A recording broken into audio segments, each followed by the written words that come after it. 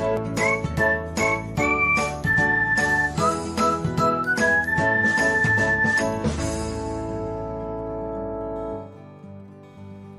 everyone, welcome back to another episode of Technologyglance. In this video, I'm going to guide you through how you can block someone on Pinterest. So, let's get started. Watch till the end and don't forget to subscribe to Technologyglance by hitting the subscribe button and press the bell icon so that you'll never miss another update. Without further ado, let's get started. First of all, open the Pinterest app on your device.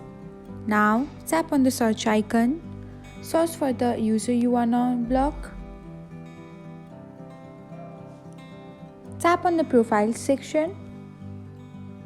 Now, open the profile of the user you wanna block. Then, you can see the three dots icon. Tap on it. Then, select the block button. Now, confirm your action by tapping on the block icon again.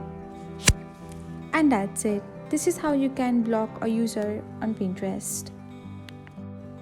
Thanks for watching. If you found this guide helpful, we will love it if you hit the thumbs up button below.